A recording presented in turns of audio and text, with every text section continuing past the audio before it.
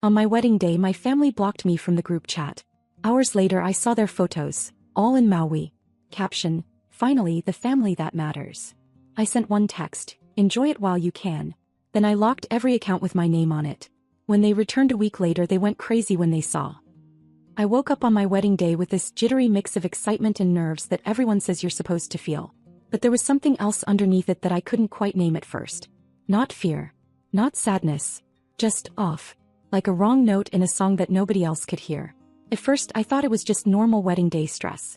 My dress was hanging by the window, the sunlight catching on the lace, and for a moment I just stood there, trying to convince myself this was going to be the happiest day of my life. Eli had texted me good morning with a heart and said he couldn't wait to see me at the altar. Everything was perfect on paper. Except my phone screen was empty. No, good morning sweetheart from Mom. No, we're on our way from Dad. Not even a meme from my brother Matt, which he sent almost daily. The family group chat was dead silent. The last message, mine from last night asking if they needed directions to the venue, sat there unread. At first I told myself it was fine. They were probably just getting ready, or maybe their phones were on silent. Called Mom. Straight to voicemail. Dad too.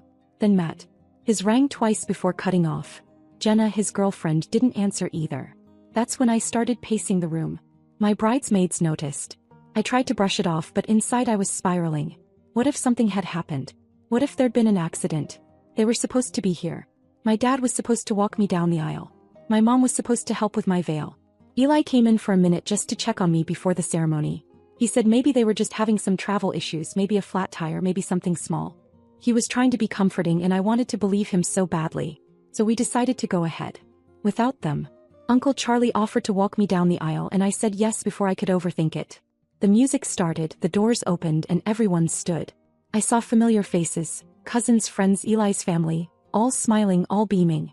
But in that sea of people, the empty chairs in the front row felt like they were glowing. Till I smiled. I said my vows. I laughed when Eli's voice cracked during his. I let myself forget for a few minutes that something was wrong. Until after the ceremony, when everyone started mingling and taking photos. That's when it happened. My cousin Lisa was standing off to the side, holding her phone close to her chest, looking guilty. When I asked what was wrong, she hesitated, then handed it over without a word. There was my mother's Instagram story. A photo of her, my dad, Matt and Jenna standing on a sunny beach, wearing leis and sunglasses, drinks in hand. Behind them, palm trees, clear blue water, perfect weather. Maui. The caption read, finally the family that matters. Red heart palm tree # Maui vibes. I stared at it until the screen went dim. The first thing I felt wasn't anger. It was disbelief. Then confusion. Then something heavy and sharp, like the air had been sucked out of the room. They weren't just absent, they'd chosen to be gone. On purpose. I didn't say anything to anyone. I just opened my phone, went into our group chat and typed 6 words. Enjoy it while you still can. Then I started cutting the cords. Every shared account, every subscription, every payment I covered for them. I'd helped them with their bills, co-signed their car loan, paid for their phone plans when things were tight. All of it was in my name. They thought they could erase me on my own wedding day. By the time they posted their second photo, another smiling shot, this time with the caption "Paradise with my people." I had already canceled their phone lines and frozen the insurance. I even texted my cousin Mark, who had a spare key to their house, and told him to pick up the title papers from the safe. Because that car they drove to the airport, I paid for it in full. It was my name on the registration. That night, as Eli and I danced surrounded by people who actually cared to show up, I caught my reflection in the venue's window and realized I didn't feel broken. I felt done. Completely done. They didn't know it yet, but when they came back from paradise, the ground under their feet would be gone. By the time their plane touched down again, I'd already erased every trace of what I'd ever done for them. Every favor, every dollar, every act of goodwill I used to convince myself meant something. It was all gone. The car was the first thing I took back. A brand new black SUV I'd surprised them with the previous Christmas. My mom had cried so hard she couldn't even speak, and my dad said, half joking, that I'd spoiled them for life. They made me feel like it mattered. Like I'd finally done something right in their eyes. But standing there on my wedding day, watching them smile under palm trees thousands of miles away, I realized it had never mattered at all. While they were still in Maui, I called the insurance company, removed their names from the policy, and had a towing service scheduled for the morning they were due home. The driver showed up right on time, took the keys from cousin Mark and hauled it off without a word. So when they rolled their luggage up to the curb after a week in paradise, suntanned and smiling, the first thing they saw was the empty driveway. They didn't text me that day. Not the next either. But on the third day my phone buzzed. Matt. He didn't bother with small talk. Just wrote, "Where's the car?" I stared at the message for a while before replying, "Where's my family?" It took him a full minute to type again. His next message said Dad was furious, Mom was crying, and that I had gone too far. Too far. That phrase stuck in my head. Too far was them flying across the ocean to drink cocktails while I said my vows without them. Too far was pretending I didn't exist. What I did wasn't revenge. It was correction. Balance. I didn't hear from them again, but I didn't need to. My cousins had seen the Maui photos and started talking. Word spread faster than I could keep up. Some of them couldn't believe it at first. Others already knew something was wrong between us and said this just proved it. Aunt June called me first. She'd been at the wedding and said she couldn't believe they'd actually done it. When I told her about the caption, "Finally, the family that matters," she went silent, then said, "Your mother's lucky I wasn't there to see it." And then there was Aunt Carla. The oldest. The one nobody argued with. When she found out, she didn't just call. She drove straight to my parents' house. I heard later from my cousin Lisa that Carla had walked in without knocking. Told them the entire family was disgusted, and that if they didn't make it right they were done. She said she'd never seen my dad look that small before. My mom apparently tried to explain, said something about needing a break from the drama. Carla cut her off mid-sentence. That night Aunt Carla texted me. "In shock. They finally see what they've done. Don't talk to them yet. Let them sit with it." And that was the first time I realized something had shifted. The silence that used to isolate me was now working against them. They were the ones being talked about, judged, cornered. Even Matt couldn't escape it. He was trying to defend them, saying they just needed time, but no one bought it. Not after the post. Not after the caption. The group chat between the cousins exploded. Some were angry, others just disappointed. Uncle Rob said straight out that he was embarrassed to share a last name with them. The family that had always tiptoed around my parents' behavior suddenly stopped walking on eggshells. For the first time in years they weren't untouchable. And while they sat in that house with their blinds drawn and no car in the driveway, I felt something close to peace. Matt would have to choose a side soon. I knew he would. He always followed whoever promised him the most comfort. And deep down I already knew, the day he made that choice things would never go back to the way they were. A week passed before I heard anything from my parents. No apology. No explanation. Just silence, like ignoring what they did might somehow make it disappear. Matt sent a few short messages here and there, testing the waters, asking if we could talk. I didn't respond. There wasn't anything to say that could make sense of what they'd done. What surprised me most wasn't their silence. It was how quickly the rest of the family started to shift. Normally, everyone avoided drama, pretended not to see what was in front of them. But this time they didn't. This time they saw exactly what my parents had done and no one wanted to be on their side. By midweek, Lisa sent a screenshot from Mom's Facebook. The Maui pictures were gone. Deleted. The caption too. Like she could erase the evidence and pretend it never happened. But the internet doesn't forget that fast. People had seen and they were talking. Someone made a group chat without my parents in it. All cousins, aunts and uncles, and it was chaos. Messages flying back and forth, screenshots, old stories, everyone finally saying what they'd been thinking for years. I stayed mostly quiet. I didn't need to defend myself. The truth was doing that for me. Then Uncle Rob decided to host a family cookout the next weekend. He called it a casual get-together, but everyone knew it was about choosing sides. He made it clear my parents weren't invited. When Eli and I showed up, people actually clapped. I'm not kidding. Someone yelled "Bride of the Year" and handed me a beer. For the first time in years I felt like I wasn't the odd one out. Throughout the afternoon, people came up to me one after another, sharing things I'd never known. Lisa said she'd overheard my mom telling people that I was too controlling and dramatic. My uncle confessed he'd stopped inviting them to gatherings because they'd always turn everything into a competition. It was strange hearing it all out loud, like puzzle pieces finally snapping into place. Aunt Carla, though, was the one who wasn't there to gossip. She came to plan. She pulled me aside after dinner and said, "You did the right thing. But don't you dare let them crawl back without facing what they did." Then she smiled in that way only she could and added, "Don't worry. I'll handle the next part." And she did. The next morning my phone lit up with missed calls, all from my dad. He finally left a voicemail. His voice was calm at first, but it cracked halfway through. He said they regretted how things looked, but that there were misunderstandings. That maybe I hadn't made it clear how important it was for them to attend. Then came the part that made me laugh out loud. He said they'd gone to Maui because they didn't want to be a distraction. They ditched their only daughter's wedding because they didn't want attention. Right. I didn't respond. I just forwarded the voicemail to Aunt Carla. 10 minutes later she called me. "Don't you answer him," she said. "I'll talk to them." And she did, immediately. I don't know exactly what she said, but based on what happened after I can guess. Because an hour later Matt messaged me. "Carla went off on them. Dad's freaking out. Mom's crying. Can you please just talk to them?" I ignored it. Then came another message, longer this time.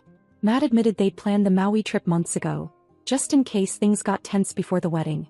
He wrote that they didn't mean to hurt me, but they needed a break from family expectations. That they thought I'd be too busy to notice. That was when it all became clear. It wasn't an accident. It wasn't last minute. They knew exactly what they were doing. They booked a tropical getaway while pretending to care about my wedding plans. They lied, rehearsed it, and Matt had gone along with it. So I wrote one message back. "You don't get to play dumb now. You all made your choice. Enjoy living with it." He didn't reply. Later that day I heard through Lisa that my parents had gone to the Verizon store, demanding to know why their phones stopped working. My mom apparently had a meltdown right there in front of customers. My dad tried to argue that there must have been a billing error. Jenna borrowed a stranger's phone to call an Uber. And all I could think was, poetic justice. Because while they were standing in that store blaming everyone else, the whole family was talking about them, not with pity but with disappointment. They weren't the victims this time. And if Aunt Carla had her way, that was just the beginning. Because she told me she wasn't done yet. And when Aunt Carla said that, it usually meant something big was coming. The last thing I expected that week was to see my parents' SUV parked in someone else's driveway, especially not Aunt Carla's. I was at home, scrolling through my phone between meetings when Lisa sent me the photo. It was unmistakable. Same black SUV, same dent on the bumper from when my dad hit a parking sign 2 months ago and blamed the wind. I stared at the picture for a few seconds before I texted her. "Where is this?" She replied immediately. "Carla's house." I called Carla, not sure whether to laugh or accuse her of grand theft auto. She picked up mid-ring, sounding almost smug. "Relax," she said. "I didn't steal anything. I just made sure it got delivered somewhere it'll be respected." Apparently, after she heard about the meltdown at Verizon, she decided to make a move. She'd spoken to the tow company, the same one I used, and told them to redirect the drop-off to her address instead of sending it back to my parents. Said she had proof of ownership. Which she did thanks to the title papers I'd left with Mark. "I'm keeping it until they come to their senses," she said. "And no, they don't get to yell and cry their way out of this one. They need to understand exactly how it feels to be cut off." Carla didn't bluff. Ever. But that was just the start. That evening Eli looked up from his phone and said, "You need to see this." I grabbed my phone. My stomach dropped. My dad had posted a picture. Not from the wedding but from years ago. I was maybe 7, wearing a princess dress in the backyard, holding a bunch of fake flowers like a bouquet. He captioned it. "Hard watching your child grow up and push you away. Some bridges can't be rebuilt no matter how much love you give." I stared at it and for a second I didn't feel anything. Then I opened the comments. That's where the storm had started. Aunt Carla was first. "You weren't pushed away, Ted. You packed your bags and left." Then Uncle Rob. "You chose palm trees over your daughter. Don't play the heartbroken dad now." Lisa added. "We were all there. You weren't. Remember that." By the next morning the post was gone. Deleted like it had never happened. But we all saw it. We all remembered. I didn't hear from my parents that day. But Matt texted again. This time it was longer. He said Mom hadn't been eating. That Dad hadn't left the house in 3 days. That they were sorry but too embarrassed to say it. Then he asked if they could come talk in person. I didn't answer. Instead I drove to Carla's. She had something else she wanted to show me. When I got there she was in the kitchen going through an old box. It was full of letters, handwritten ones. I thought at first they were hers, but when she handed me one my breath caught. It was from my mom. Dozens of them. All addressed to Carla, written over the years. Most of them weren't warm. They were full of complaints. About me. One read. "She's always been distant. Even as a child Rachel never needed me. It's exhausting." Another one. "She's too proud to admit when she's wrong. Always trying to be better than us. Even now she talks like we're the problem." Each one chipped away at some illusion I didn't realize I was still clinging to. They'd been building a narrative about me for years. That I was difficult, ungrateful, selfish. And they'd been spreading it behind my back. Carla slid one last letter across the table. It was dated 3 months before the wedding. "If we go, we go. If we don't, she'll survive. He always does. Maybe it's better this way. At least in Maui we'll be around people who still enjoy each other." I sat there in silence, holding that piece of paper like it was a weight. Carla didn't say anything for a while. She just waited, letting it land. Then she said, "You're not crazy, Rachel. You never were. They made you feel like you were too much. But the truth is, you were just too strong for the story they wanted to tell." That hit harder than anything. I left Carla's house with the keys to the SUV in my purse and a box of letters in the trunk. Not because I needed to hold on to them, but because I wanted to remember. Not the pain, but the truth. And just when I thought that was it, Carla texted me later that night. "Be ready. I invited them to dinner next week. You deserve to hear what they were planning before they changed their minds." She didn't say more. But I knew this wasn't over. And I wasn't sure who the surprise was going to hit harder. Them or me. The dinner Carla planned was unlike any family dinner I'd ever been to, not because of the food or the setting, but because everyone walked in knowing something was going to happen. She kept it small. Just immediate family plus Eli, Lisa, and Uncle Rob. No distractions, no excuses. My parents were the last to arrive. They walked in slowly like they were entering a courtroom, not a dining room. My mom looked like she'd been crying. My dad looked tired in that way that isn't physical. More like someone who just realized their house is made of glass. Carla greeted them calmly, offered them seats, then said, "Let's not waste time pretending this is normal." No one said anything for a few seconds. Then my dad sighed and leaned forward like he was about to launch into some long speech. But Carla held up her hand. "No speeches yet," she said. "Rachel deserves to hear the full story. All of it. Including what you two were planning to do when you came back from Maui. So I suggest you tell the truth before someone else does." I had no idea what she meant. I hadn't heard anything about a post-Maui plan. My mom looked at my dad, then back at Carla. "We weren't going to go through with it," she said quietly. Carla gave her a look that said doesn't matter. Then my dad spoke. "We were talking about cutting contact. Officially. After the trip. We had it all worked out. We'd say we needed distance. That we were tired of the emotional strain. That we didn't feel close anymore." The room went still. They weren't just planning to skip my wedding. They were planning to make it permanent. The caption, "Finally the family that matters," hadn't just been a moment of spite. It was a soft launch of a future where I didn't exist. For a second I couldn't move. Couldn't speak. It wasn't pain exactly. Just the cold weight of confirmation. Carla didn't say a word. Neither did Eli. Even Lisa looked like she wanted to throw something. Then my mom said, "But we changed our minds. After we saw what happened. After we realized how far we'd gone. After we saw the photos from the wedding." My dad nodded, staring at his hands. "You looked happy. Even without us." That line made something shift in the room. Uncle Rob finally spoke. "You expected her to fall apart without you, didn't you?" He shook his head. "And when she didn't, you panicked." My parents didn't deny it. Then Matt, who had been quiet all evening, finally looked at me. I knew they were planning to cut contact. I didn't agree with it, but I didn't stop it either. I just wanted to keep the peace. I looked at him, waiting. There was more. I went along with the trip because they told me it would be better this way, less fighting, less drama. But the moment I saw you walking down the aisle on someone else's arm, I knew I'd messed up. I just didn't know how to fix it. There was. The closest thing to accountability I'd ever heard from him. I said, "You didn't mess up. You made a choice. Just like I did." The table was silent again. Not heavy this time, just still. Something had cracked open. Then, the moment no one saw coming, Carla turned to my dad, her expression unreadable, and slapped him across the face. Not hard. Not dramatic. Just a single, precise slap. The sound of it stopped time. "You plan to erase your daughter," she said. "Don't sit here and try to dress it up like reflection. You were cruel. Period." He didn't get angry. He didn't defend himself. He just nodded. Fully. "I deserve that," he said. "Probably more." Dinner went quiet after that. We ate. No one rushed. No one stormed out. It was tense, awkward, but it was real. Before they left, my mom stood up and said, "We're not asking you to forgive us. We just want the chance to fix what we broke. Even if it takes years." I didn't say anything. Because some things don't need answers right away. Sometimes it's enough to let people sit in the mess they made. And sometimes, it's just the beginning of something else entirely. It's strange how the quiet after a storm is never really peaceful. It's heavy, like the air is still holding its breath, waiting to see if the damage is permanent. That's what the night after Carla's dinner felt like. A long, echoing pause that didn't ask for forgiveness, just acknowledgement. My parents left without making a scene. No dramatics. No last-minute tears or apologies at the door. Just a quiet thank you, and the slow click of the door shutting behind them. Matt stayed a little longer. He sat outside on the porch with Eli, not saying much, just sipping his drink like he was trying to process years of being the golden child and realizing that gold doesn't shine when it's built on someone else's silence.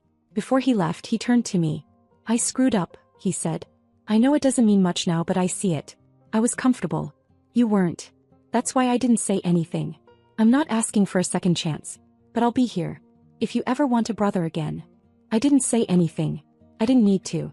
We both knew time would decide what happened next. The days that followed were still.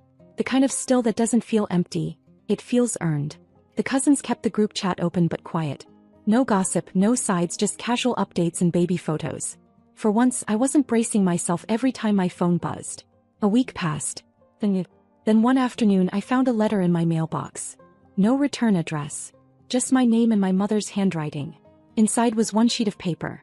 No flowers. No long explanation. We spent years confusing love with control. We thought keeping you close meant keeping you obedient. You grew stronger and we saw it as distance. That was our failure, not yours.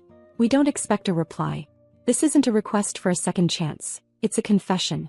We are finally beginning to understand what we lost. Whatever happens from here, we'll carry that. And we'll keep doing the work.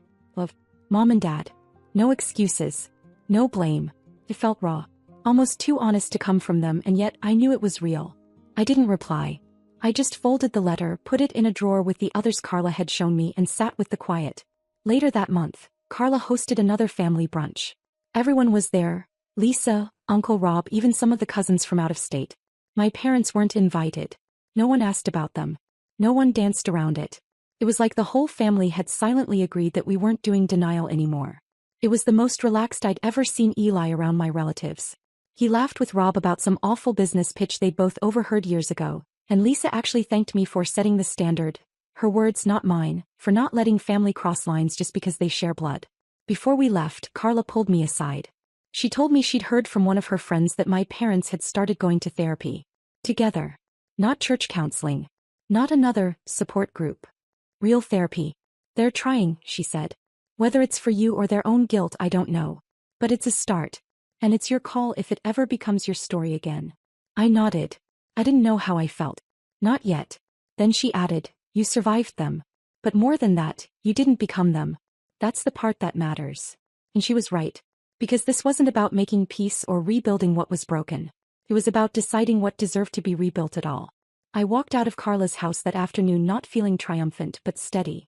There was no grand resolution, no dramatic reunion. Just space. And choice. And for the first time in my life, the choice was finally mine. Thanks for watching. If this story made you think, don't forget to share, like, and subscribe. See you in the next one.